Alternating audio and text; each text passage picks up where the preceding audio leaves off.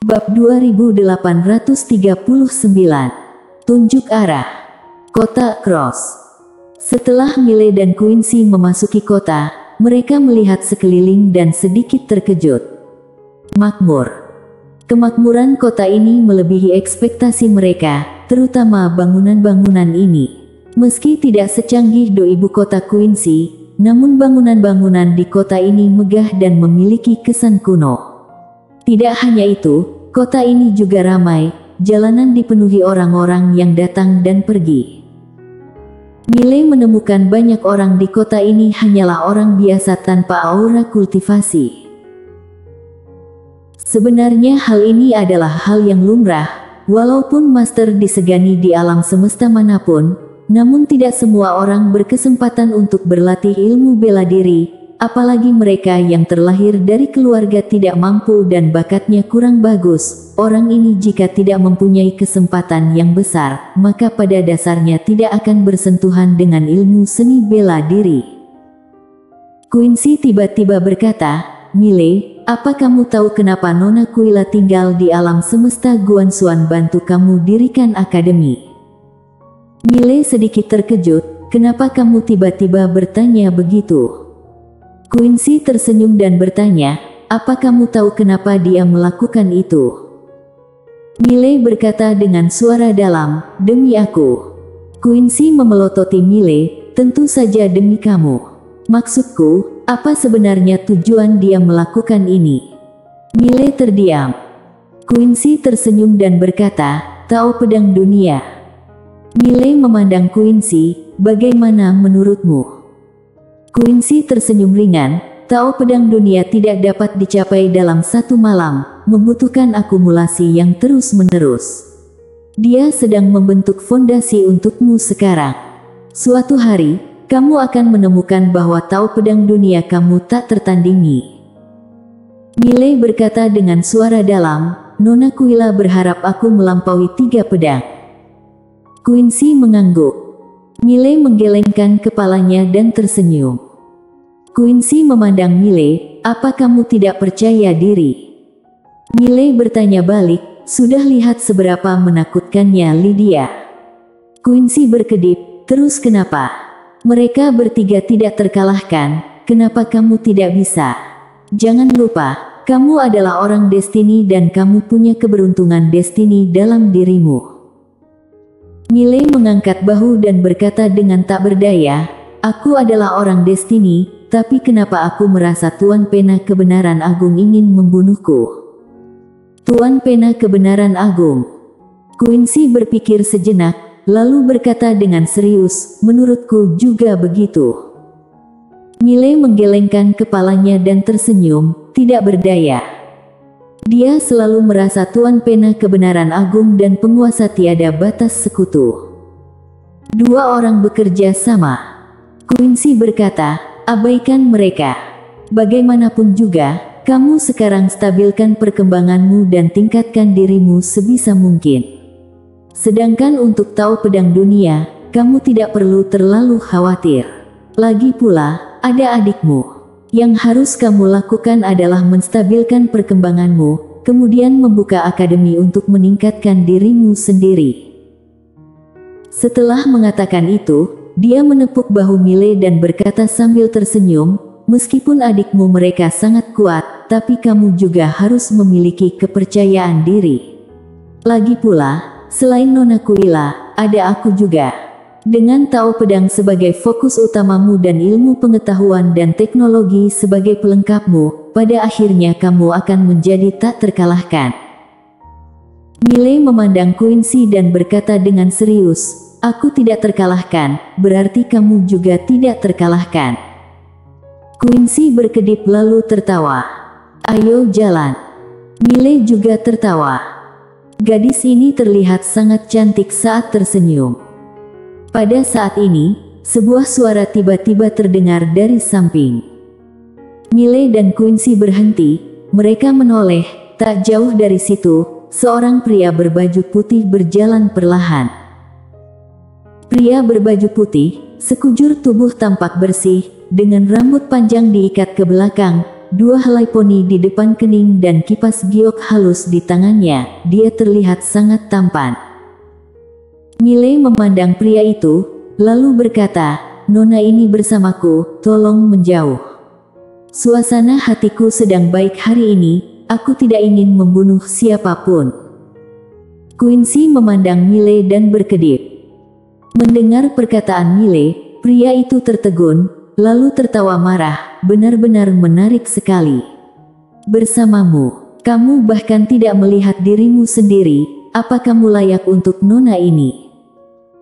Miley berkata dengan serius, "Tentu saja, selain aku, siapa di dunia ini yang layak bersama Nona Qin?" Quincy. Pria berbaju putih memandang Miley, "Mukamu begitu tebal, apa ayahmu tahu?" Miley berkata pelan, "Dia mungkin lebih tebal dariku." Pria berbaju putih terkekeh, "Anak muda, aku ingin menasihatimu, nona ini bukanlah sesuatu yang bisa kamu miliki. Jangan menunda waktunya dan menyakiti dirimu sendiri lagi." Miley menoleh ke arah Quincy. Quincy menyeringai, "Dia ingin merayuku." Miley berkedip, "Apakah kamu menyukainya?" Quincy menggelengkan kepalanya. Miley bertanya lagi, "Lalu kamu suka tipe seperti apa?" Quincy berkata dengan serius, "Pahlawan hebat." Miley sedikit terkejut, lalu berkata, "Bukankah itu aku?" "Ah." Quincy memandang Miley dengan keheranan di wajahnya. Namun Miley menoleh ke arah pria berbaju putih di kejauhan dan melambaikan tangannya, "Pergilah kamu. Dia menyukai orang sepertiku." Quincy. Pria berbaju putih menatap Miley, "Apakah kamu belum pernah dipukul orang?" Miley sedikit mengernyit, "Aku tidak berlagak, jika aku ingin membunuhmu, kamu akan mati 100 kali. Tapi aku seorang berpendidikan dan aku biasanya tidak melakukan hal-hal seperti berkelahi atau membunuh, semuanya adikku yang melakukannya." Quincy memutar bola matanya ke arah Miley, "Nakal." Miley tertawa, lalu berkata, "Ayo kita pergi." Suasana hatinya sangat baik saat bersama Quincy, jadi dia tidak ingin mengambil tindakan apapun. Quincy juga mengangguk, tidak ingin terus terjerat. Keduanya hendak segera pergi, namun saat ini, pria berbaju putih berdiri di depan mereka berdua. Dia berdiri di depan mereka, saat ingin berbicara, Miley tiba-tiba mengangkat tangannya dan menamparnya. Plak. Saat tamparan keras terdengar, pria berbaju putih ditampar ratusan kaki jauhnya oleh Miley sebelum dia sempat bereaksi. Melihat pemandangan ini, orang-orang yang berada di arena mundur dengan kasar. Saat ini, pria berbaju putih benar-benar bingung. Dipukuli. Apakah dia benar-benar dipukuli? Pria berbaju putih memandang Miley dari kejauhan, wajahnya benar-benar tenang dan penuh keganasan. "Beraninya kamu memukulku. Apa kamu tahu ayahku Drian Wang?" Drian Wang. Begitu kata-kata ini keluar, embusan napas tiba-tiba terdengar dari kedua sisi jalan. Miley berkata dengan lembut, "Kalau begitu, apa kamu tahu, ayahku Yang Ye?" Pria berbaju putih berkata dengan marah, "Apa-apaan ini, aku belum pernah mendengarnya." Miley. Di samping, Quincy berkedip, paman yang sepertinya tidak memiliki reputasi yang baik. Miley mengangguk dan berkata dengan serius, "Hidup ayah memang sangat buruk." Master pedang berbaju biru.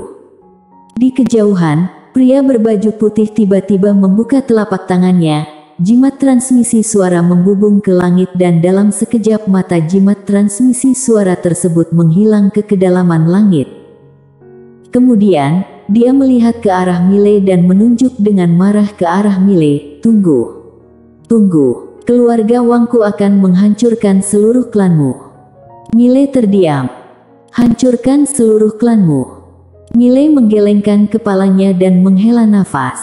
Dia memandang Quincy dan berkata, "Secara logis, anak-anak keluarga kaya harusnya memiliki IQ yang sangat tinggi. Kenapa sebagian besar orang yang aku temui mengalami keterbelakangan mental? Quincy terkekeh dan berkata, sudah terbiasa sombong dan mendominasi. Miley menggelengkan kepalanya dan tersenyum. Fakta membuktikan bahwa seringkali, semakin berkuasa seseorang, kecerdasannya semakin berkurang, terutama anggota keluarganya. Pada saat ini, aura menakutkan tiba-tiba muncul di langit yang jauh dan saat berikutnya, seorang tetua turun dari langit. Miley memandang tetua itu. Tetua ini adalah seorang master alam bencana dewa. Tampak jelas di bintang cross ini, master setingkat bencana dewa sangat langka, bukan seperti sayur kubis yang ada di mana-mana. Tetua itu muncul di depan Miley dan Quincy. Melihat tetua itu, pria berbaju putih dengan cepat berkata, "Paman ketiga, kedua orang ini mengancam akan menghancurkan seluruh keluarga Wang." Mendengar ini, Miley dan Quincy sama-sama mengerutkan kening. Orang ini cukup mampu menambah bahan bakar ke dalam api. Mendengar perkataan pria berbaju putih, mata tetua itu langsung menyipit. Dia memandang Miley di kejauhan, "Kalian berdua ingin menghancurkan seluruh keluarga Wangku." Miley menggelengkan kepalanya, "Aku tidak pernah mengatakan itu." Pria berbaju putih langsung berkata dengan marah, "Kamu berani ngomong, tidak berani ngaku." Mendengar ini, Miley mengerutkan kening. Tetua itu memandang Miley, "Kamu berani menghancurkan keluarga Wangku, nyali sangat besar." Saat ini, Miley tiba-tiba mengacungkan jempolnya. Puff! Pedang biru gaib menebas. Sebelum tetua itu sempat bereaksi, seluruh tubuhnya langsung ditusuk oleh pedang biru gaib. Pada saat ini, semua orang tercengang. Terbunuh. Seseorang di alam bencana dewa terbunuh dalam hitungan detik seperti ini. Bagaimana bisa? Semua orang di arena dipenuhi rasa tidak percaya. Dan pria berbaju putih juga langsung membatu saat ini. Dia menatap Miley dengan mata tidak percaya, "Kamu?" Miley memandang pria berbaju putih dengan ekspresi tenang, "Di mana keluarga Wang?" "Tunjuk arahnya." Quincy bersambung.